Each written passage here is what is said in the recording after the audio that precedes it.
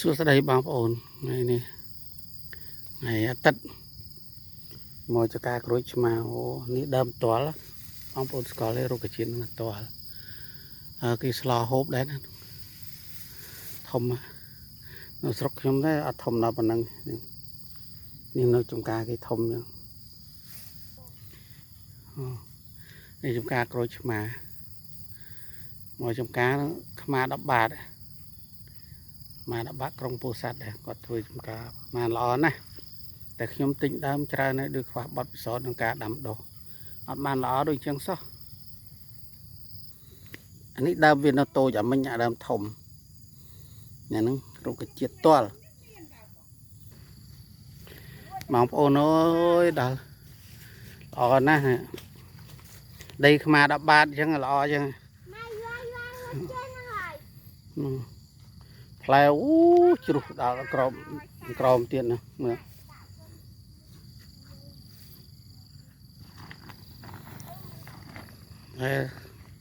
ច្រើនណាស់ទាំងក្រូចឆ្មាទាំងក្រូចពោធិ៍សាត់នេះគេអមមានតោមនេះអញ្ចឹងអមសួស្តីនេះអ្នកចំការនេះអូមកតង4 ផ្លែ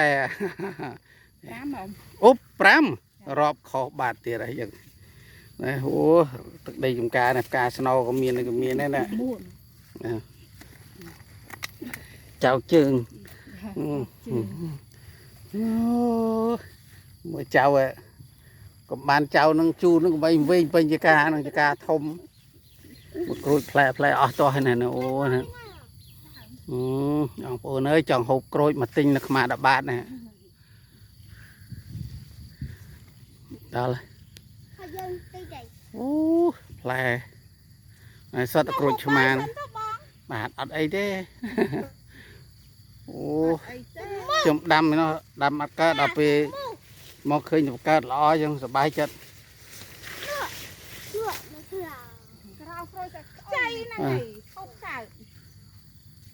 អានេះចៃណាចូលចានេះចៃទេ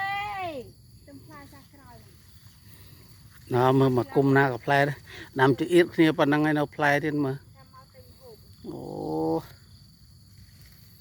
បងប្អូនអើយ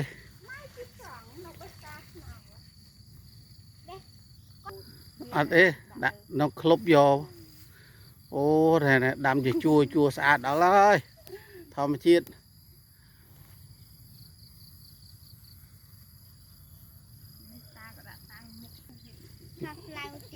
អូណែឥឡូវគាត់ឲ្យមេឃយកទៅផ្សំយកទៅដាំ10 មេឃហើយ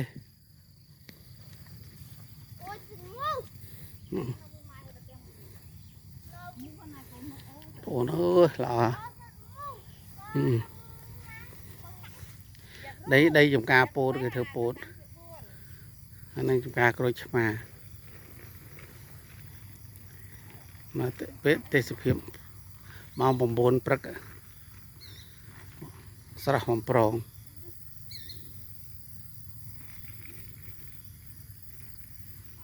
អូចេកក៏ល្អដែរបងប្អូនអើយមើលនេះគេដាំតែដាក់តែចោលទេ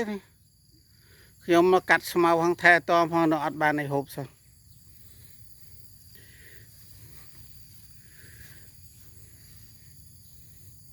ដល់ហើយនេះមើលដងគុំមួយស្មៅទ្រុបហើយនៅតែល្អទៀតមើលចេញបងស្ទងនេះដល់ហើយ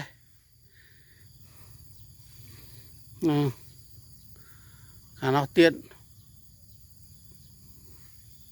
បងប្អូនណាចេះបច្ចេកទេសដាំល្អអញ្ចឹងជួយណែនាំផងមកម្ចាស់ចការនេះគាត់ណែនាំ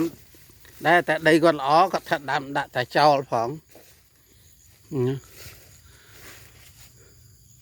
ហើយខ្ញុំដាក់ចោលលើគាត់ដែរទៅអស់លីងមួយស្ទង5 ដល់ 10 ស្និតដល់ហើយសត្វតក្រូចឆ្មានេះបងប្អូនអើយលហុងមកផ្លែដល់1 គីឡូលហុងអូណាអូធំណាស់លោកអើយជឹមលហុងនោះមិនមានតងធ្លាក់វែងបានផ្លែធំធម្មតា ทำโอ้ดาละnày miền tùng miền ấy đời từ xa dương ăn sâu lọ nhưng này có thom mùi sò đó rồi